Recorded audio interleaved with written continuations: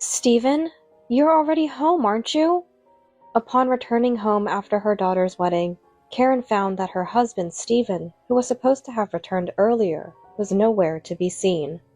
Instead, Karen heard the voice of an unfamiliar young woman. "Oh, someone's here, Stephen." "Who are you? Why are you barging into someone else's house?" "That's my line. Why is an old lady like you barging into someone else's house? This is called trespassing, you know." The woman unapologetically called Karen an outsider. Then Stephen, wrapped in a bathrobe, appeared from the bathroom. "What? You're already back?" Stephen glared at Karen as if she were something unpleasant. "What's going on? Why is there a woman I don't know in this house?" "I'm going to be Stephen's wife soon. You're in the way, so please leave." Confused by what the woman was saying, Karen looked at Stephen with pleading eyes. "That's right. She's Margaret, a subordinate from my company. I've decided to marry Margaret, so I want you to leave this house immediately." Stephen said this matter-of-factly. "I refuse. Do you have any idea how much I've devoted myself to you?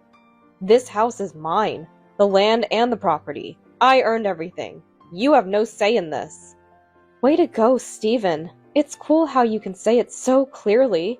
Now that you understand, hurry up and pack your things and leave this house. Humiliated by Stephen and Margaret's mockery, Karen felt like crying, but realizing she no longer had a place there in front of the hand-holding couple, she accepted her fate. With the divorce papers already filled out in her bag, Karen left the familiar home, walking into the pouring rain. My name is Karen. I am a 52-year-old housewife who supported my workaholic husband, Stephen, while raising our only daughter. After graduating from college, Ashley worked for a trading company but struggled to find a good match. "Maybe I'm just not good at love," she would say, somewhat disheartened. Recently, however, she was recognized by a young entrepreneur from a client company and got engaged. I was relieved. I had hoped to enjoy a leisurely retirement with Stephen.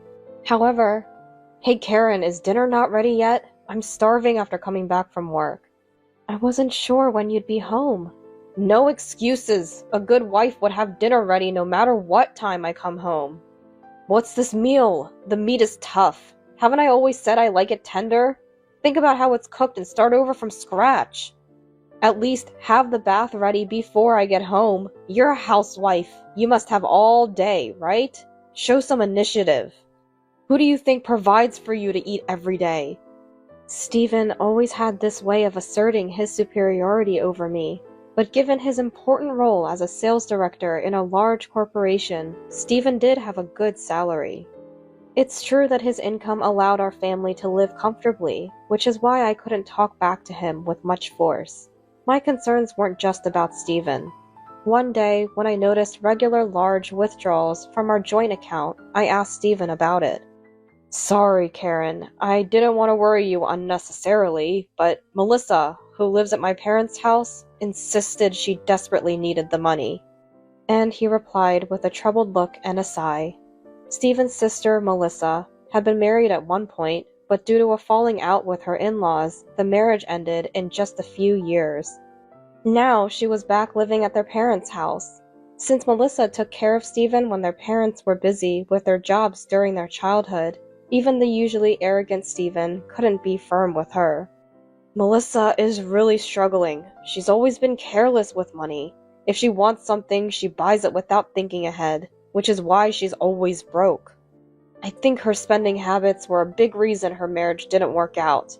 She always relies on me because I have a good job and position." I totally agreed with Stephen's opinion. I thought Melissa saw Stephen merely as a convenient wallet. Even at family gatherings at our parents' house, Melissa, always relying on Stephen, would just smile and never say thank you when our eyes met. When I mentioned this to Stephen as we were leaving, he, gripping the steering wheel, said, "Melissa's rudeness isn't new, but you're right, not saying thank you is bad. I'll speak to her about it later."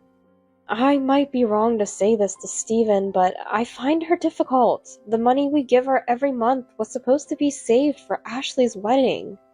Over time, I started referring to my sister-in-law not by her name but as her, and Stephen didn't blame me for it. Instead, he understood my feelings. If you're uncomfortable with Melissa, you don't have to force yourself to see her. From now on, I'll go to family gatherings alone. You don't have to meet Melissa anymore, he said in an unusually gentle tone, which made me feel relieved. Ashley, my daughter, seems to become more beautiful as she gets engaged, which might sound odd coming from me, her mother. Ashley has always been serious, focusing solely on her career at the trading company, even as her friends got married one after another. Half jokingly, I said, Ashley married her job. I've always been worried as a mother because Ashley never seemed interested in men. But when Ashley said she wanted to marry someone, you're joking, right? I couldn't accept it right away. And it turns out the guy she's talking about is in his 20s, started his own company, and climbed to the top position in the country as an entrepreneur. Are you sure it's okay to marry such an ideal person? I couldn't help but ask Ashley, recalling Stephen's arrogance. Ashley laughed and said, It's fine. Unlike Dad, he's proactive about cooking and cleaning. He promised we'd work together on things we can do as a couple. When my daughter's fiancé, Richard, came to greet us, he maintained a humble demeanor throughout the visit, making us feel almost embarrassed by his modesty. He greeted us politely from start to finish. Please allow me to marry Ashley. Stephen, perhaps because of his position as a director of a top company, felt a competitive spirit towards his daughter's fiancé and asked in a condescending tone, Is your business doing well? But Richard, unfazed, replied, I hope to have a good relationship with you, not just personally, but also professionally. Faced with such a response, even Stephen, with his achievements as a sales director, found no reason to refuse. I look forward to working with you. For once, the usually arrogant Stephen smiled broadly and was polite to someone else. I hope this will soften Dad's personality a bit, Ashley whispered with a laugh. That would be nice, I chuckled along, saying.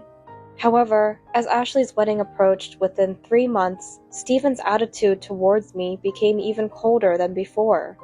Why didn't you iron my shirt? Look at this shirt. It's all wrinkled. I'll be laughed at by my clients. I prepared another shirt as usual. Isn't that okay? Today's clients aren't ordinary. They're important customers who could influence the future of my company. I can't just wear any regular shirt.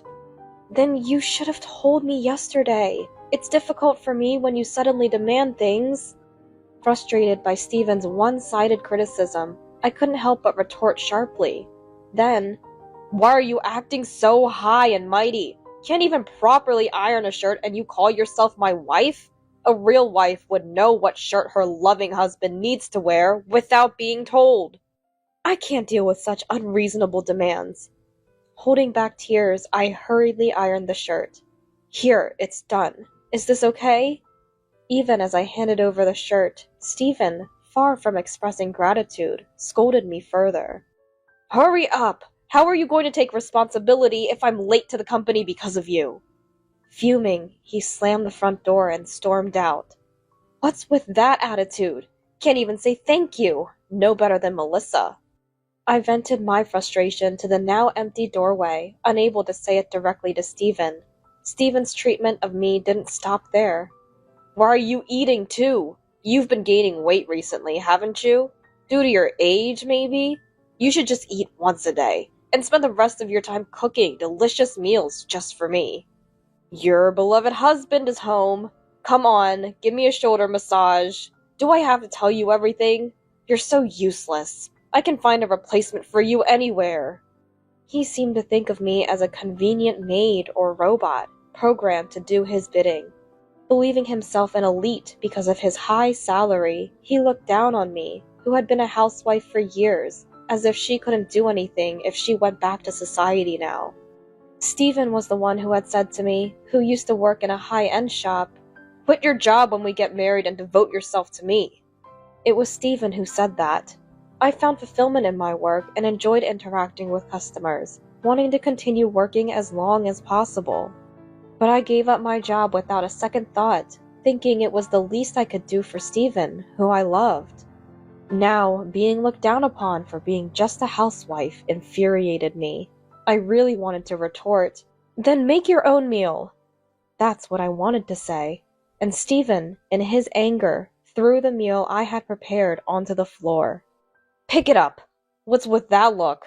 If you have a complaint, you're free to leave this house right now." "No, it's nothing. I'm sorry, I'll clean it up right away." I managed to suppress my anger and could only apologize. In the midst of such a daily life, Ashley, with her wedding just a day away, wanted to spend time with her family of 3 for the first time in a while and came to visit. Motivated by this, I put extra effort into cooking, and Ashley said, "Mom's cooking really is the best." Ashley said something that made me happy, but Stephen just snorted and remained expressionless. "What's wrong? Dad seems to be in a bad mood. Are you sad because I'm getting married soon?"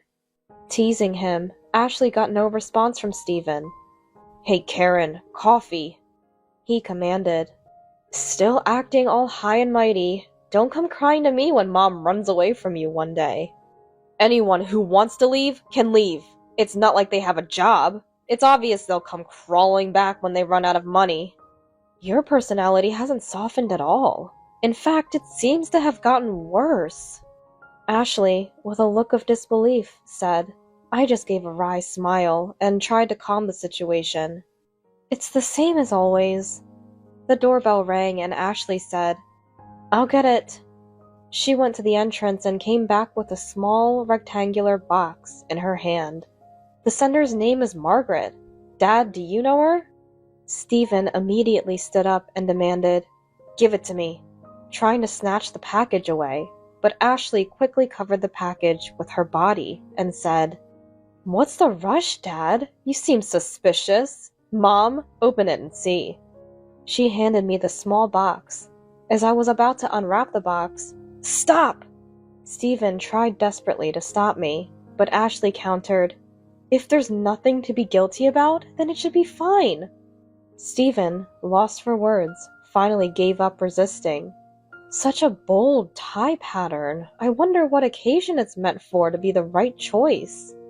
The tie in the small box was incredibly flashy and seemed entirely out of character for Stephen. "Right, that's the tie I was planning to wear to Ashley's wedding tomorrow. I remembered. I had asked one of my subordinates to buy something nice if they found it." Stephen answered so quickly it was surprising. However, I quickly doubted what he was saying. "That's odd. You wouldn't choose such a flashy tie for a wedding, would you?" "It's definitely strange. What kind of taste does the subordinate who chose this tie have, I wonder?" Ashley also looked at Stephen skeptically and pressed, "What's the deal, Dad?" And I pressed the issue. "Right, sending such a tie for a wedding. The young people these days really lack common sense." I took out my mobile phone, intending to call the contact listed as the sender. "What are you doing? Stop it!" "Even if it's a mistake, they went to the trouble of buying and sending a tie for you. It's only right for me, as your wife, to thank them." "Stop it! Don't embarrass me like that. No, since I asked them, I'll thank them myself." Saying this, Stephen forcibly took the mobile phone from my hand. "Why are you so flustered? It seems like you're desperately trying to hide something." "Are you doubting me? A useless housewife doubting her husband who earns the money? If you're doubting me so much, it must be you who has the guilty secret, right?" "Why would you think that? I'm just worried because you're acting differently than usual, that's all." "So you're trying to shift your guilt onto me? So you do have something to hide from me. If you hate me that much, you can leave right now." Stephen always resorts to saying leave whenever something comes up. It makes me wonder if he's the one who doesn't want to be with me. I don't care who's right, but please get along until at least after my wedding tomorrow. Ashley looked back and forth between Stephen and me as she reprimanded us. The wedding the next day was grand, befitting the fame of the entrepreneur groom, with guests from the business world in attendance, not just family and relatives. Our side of the family was quite overwhelmed. The party went on lively, and during the bride's letter to her parents, I'll never forget how Mom cared for me tirelessly when I was rushed to the hospital as a child. Not that I remember any of it, being so young. As Ashley read this with a trembling voice, laughter and tears mixed in the air of the venue. After the party, as I was making my rounds to greet the relatives and other guests, Stephen, "Well then, I'll leave the rest to you." He patted my shoulder and was about to leave the venue. "Wait a minute, we still need to greet the groom's associates." "I'll leave that to you. I have something else I need to do." "Something else you need to do? Is it more important than your daughter's wedding?" "Enough! It's none of your business! Anyway, I'm leaving now." With that, he left the venue, weaving through the guests who were asking where he was going. I remember Stephen was restless during the party, especially at the end when everyone was moved to tears. He kept glancing at his watch. When I expressed my concern and spoke to him, Stephen turned towards me in surprise. "It's none of your business," and responded to me with that. "Where did Stephen go? Someone from my company would really like to meet him." While offering a polite smile to Richard and the company executive standing next to him, I had no choice but to apologize profusely. "I'm sorry, my husband can be quite thoughtless." In the taxi on the way home, I was reminiscing about Ashley's happy face when the driver asked, "Was it a family wedding?" I hadn't realized I was smiling so broadly until he mentioned it. "It was my daughter's wedding. She's grown into such a beautiful bride. Time really flies." "Seeing you smile so happily makes me feel a bit of your joy too. Congratulations." The elderly driver smiled through the mirror. "Looks like there's a storm coming. It might start pouring soon." He mentioned the weather, but I was too filled with happiness for my daughter's wedding to pay much mind. I asked the driver to stop a bit before my house and handed him a bill. "Keep the change." I got out of the taxi in high spirits. "Stephen, you're home, aren't you?" Feeling someone's presence but not seeing Stephen, I entered the house, only to hear, "Oh, someone's here, Stephen." An unfamiliar young woman's voice greeted me. "Excuse me, but who are you exactly? Why are you entering someone else's home without permission?" I could say the same to you. Why is an old lady like you entering someone else's home without permission? That's called trespassing, you know. The woman called me an outsider without a hint of remorse. Then Stephen, wrapped in a bathrobe, emerged from the bathroom. "This is the first time I'm seeing you dressed like that. Thinking of becoming a movie star?" "What, you're back already?" Stephen glared at me as if I were something unpleasant. "What's this about? Why is there a woman I don't know acting like she owns the place?" "Excuse me, I'm going to be Stephen's wife soon. You're in the way, so please leave." Confused by what she was saying, I looked at Stephen with pleading eyes. "That's right. She's Margaret, a subordinate from my company. I've decided to marry Margaret, so I want you to leave this house immediately." Stephen said this matter-of-factly. Hearing the name Margaret, I immediately thought of the woman from the tie incident. "I had promised to leave you and live with Margaret after Ashley's wedding was over." "I refuse! Do you have any idea how much I've devoted myself to you? This house is mine, the land and the property. I earned everything. You've just been sleeping all day inside the house. While you've been enjoying your days, I've been running around to clients, working hard. Now that our daughter is married, can't I enjoy my life a bit more? You have no say in this." Way to go, Stephen. It's so cool that you can speak your mind like a real man. Now that you understand, hurry up and pack your things and leave this house. Stephen and Margaret looked at me triumphantly and mocked me. My anger towards Stephen reached its peak, and I was so upset I couldn't even cry. Realizing I had no place there anymore in front of the hand-holding couple, I knew I had to leave. Stephen handed me the filled-out divorce papers, and I had to leave the home I was so familiar with. As I opened the front door, a gust of wind brought in a heavy rain. Caught off guard, I couldn't bring myself to go back inside for an umbrella, and started walking in the rain, slumped over. The cheerful cheers from the wedding venue just 2 hours ago seemed drowned out by the sound of rain hitting the asphalt and I couldn't tell if the water streaming down my cheeks was rain or tears. The unpleasant sound of water rushing down the drain made it seem like the 30 years I spent with Stephen were being washed away just as easily. Lost and without direction, I found myself sitting on a swing in a park in the pouring rain, my mind blank. Then, a woman, entering the park, offered me her umbrella. "Come under the umbrella, you'll catch a cold," she said to me. "What are you doing out here?" The person who approached me was my sister-in-law, Melissa. "What am I doing here? That should be my line. Stephen has really made a foolish move, hasn't he? Leave the rest to me." Melissa then smiled cunningly. "Everything is going according to plan. Time to start our counterattack." She urged me to stand up, leading me to a waiting black car and ushering me into the back seat. "Karen, you don't have to cry and endure this alone. I'll protect you. We won't let them have their way." Her words were enough to warm my chilled body and heart, soaked from the rain.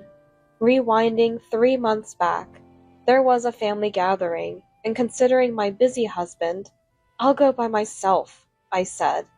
Although I had always felt uneasy around Melissa, I thought it necessary to show my face occasionally to avoid any negative rumors within the family. Stephen said, "You don't have to force yourself to go." Stephen tried to stop me, but I attended the gathering without telling him, where I met Melissa after several years. Upon seeing me, Melissa immediately smiled. "Oh, Karen, it's been a while." She welcomed me with a smile, as if we were old friends who had unexpectedly crossed paths. Caught off guard by her reaction, I took the opportunity to ask her how much money she had borrowed from Stephen and whether she had any plans to repay it. However, borrowing money from Stephen?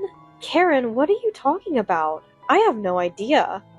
Melissa tilted her head as if hearing such a story for the first time. How did this story come about? She asked in return. After helping out at the gathering and settling down in the living room with some coffee, my misunderstanding about Melissa quickly dissolved.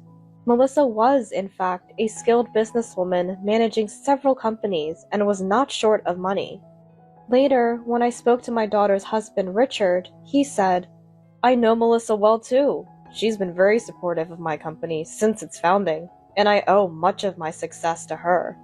Melissa had a good reputation in the industry, and as I came to know the truth about Melissa, another suspicion arose in me. Why would Stephen lie about lending money to Melissa? Melissa seemed genuinely surprised. "Stephen said that? But he told me to keep my distance from you because you didn't like me." We shared the truths we knew with each other. "I see. Stephen didn't want us to meet probably because he was afraid his lies would be exposed. What is he hiding from us?" The question was where the money Stephen secretly withdrew, deceiving me in the process, was going. Has Stephen been acting differently lately? Any signs of another woman? If you notice anything suspicious, let me know. I'll also consult with a lawyer friend of mine. Saying this, Melissa and I formed an alliance behind Stephen's back 3 months ago. After being kicked out of my home, I stayed at Melissa's place for the night and went to a law firm she knew the next day. The firm had several lawyers specializing in divorce and infidelity cases, and Melissa confidently introduced me to one of the skilled lawyers there. It turned out Melissa had already briefed the lawyer about the situation 3 months prior, and the lawyer had hired a private investigator to look into Stephen's affairs. "We've just received the investigation report. Over the past 3 months, your husband has had multiple secret meetings with a subordinate named Margaret in hotels. There's no mistake. We have solid evidence. And there's more. We tracked the money flow and found that right after withdrawing money from the bank account, your husband would buy luxury brands for Margaret or take her on trips." Hearing the lawyer's report made Melissa and me feel embarrassed beyond belief. Moreover, the money was from the bank account we had saved for our daughter's wedding, which Stephen had withdrawn without permission and blamed on Melissa's supposed debts. "I don't consider such a person my brother anymore. I won't hold back against him." Melissa seemed angrier than I was. and together with a lawyer, we confronted Stephen and Margaret at their home. Faced with the unexpected team-up of Melissa and me, Stephen tried to flee. "Stephen, don't run away! What kind of old man behaves like this?" His own sister berated him fiercely, and he reluctantly returned to the living room. We presented the investigation report and the detailed account of the money flow gathered by the lawyer as evidence against them. "Thanks to forming an alliance with Melissa, all your misdeeds have been exposed." I approached the two of them. "Bringing up such things now was insane. You knew I was seeing Margaret, didn't you? We weren't hiding our relationship." "Exactly. We made our relationship public last night. Now that your annoying daughter is married, we can finally be a legitimate couple." Hearing their unrepentant responses, the lawyer calmly stated, "Continuing a relationship secretly despite knowing he's married constitutes clear infidelity. This will result in a significant compensation claim. Are you prepared for that?" And pursues them. Then Margaret stood up, snatched my handbag. "This bag must be another gift from Stephen, right? You can't do anything without him. You've been dumped by Stephen." Margaret screamed as she scratched and stomped on the handbag, ultimately throwing it out the window. "How could you do that? That bag was a precious gift from Ashley." "The bag wasn't purchased with my husband's salary. It was a gift from my daughter Ashley when she received her first paycheck after starting her job." "Mom, thank you." It was a cherished memory, a gift given to me by Ashley along with her feelings of gratitude. "With the destruction of property, the compensation you'll owe is only going to increase. This could even go beyond a civil case." The lawyer, with a stern expression, further criticized Margaret's actions as if to drive the point home. "Now I've fully come to my senses. I have no regrets or unfinished business with Stephen. Thank you for everything, or rather, for letting me take care of you. Margaret, he's all yours now. Goodbye." With those words, I left the home I had lived in for many years. Eventually, Stephen and I officially divorced. It's for the best. A pompous husband like that will soon find himself alone. You must feel relieved and refreshed, right, Mom? When I told Ashley about Stephen's affair and our divorce, she reassured me with a smile. The next day, Ashley immediately invited me and Stephen to her and Richard's new home. In front of Stephen, Ashley mercilessly recounted everything to her husband Richard. "In that case, please consider any business dealings with Stephen's company null and void." "Wait, Richard! I'm Ashley's father, you know. Ashley, convince Richard." Ashley, after making eye contact with me, slowly nodded and said, "Don't start playing the father card now. Mom and I have decided to cut ties with you." Ashley indecisively disowned her own father in a calm tone. Stephen, having lost a significant business partner due to his infidelity, found his position at work jeopardized and resorted to, almost threatening sales tactics. This led to a backlash, with numerous complaints from many business partners. Richard later visited. "This is just what I heard, but..." and prefaced, "Stephen was eventually asked to pay a significant amount of compensation by his company and was dismissed for misconduct." He told me. To me, Stephen had become a stranger. I couldn't care less. I laughed and listened. Even after divorcing Stephen, my relationship with Melissa remained positive. We just had an opening for an office staff member in one of my subsidiaries. "Karen, would you be interested in taking the position?" She offered me a lifeline when I was struggling with my life. Occasionally, Stephen would come to my condominium. "Listen, Margaret called me trash just because I couldn't earn a high salary anymore. To her, I was just a tool for making money. Karen, I realize now that I need you." He shouted through the door, but I completely ignored his pleas. I already had someone in mind for a potential new relationship. My new partner was a divorced man who worked in the same office. He was friendly, humble, and the complete opposite of the arrogant Stephen, which made him very likable. "As soon as I moved into a cheaper apartment, Margaret ran off with another young man. What should I do now? Hey, just a little would help. Can you lend me some money? I grew tired of Stephen's desperate calls and had the security guard escort him out. As the sky looked like it was about to rain, I was bringing in the laundry from the balcony when I saw Stephen leaving. His shoulders slumped. I hoped he wouldn't get caught in the rain, but then again, it didn't really matter to me. Just then, Melissa called, and Stephen's concerns were quickly pushed to the back of my mind. Melissa, thank you for the delicious full-course meal the other day. Oh, this Sunday? Sure, I'm free. Whether it's golf, shopping, or anywhere else, I'd love to join you. I responded with an exceptionally cheerful voice.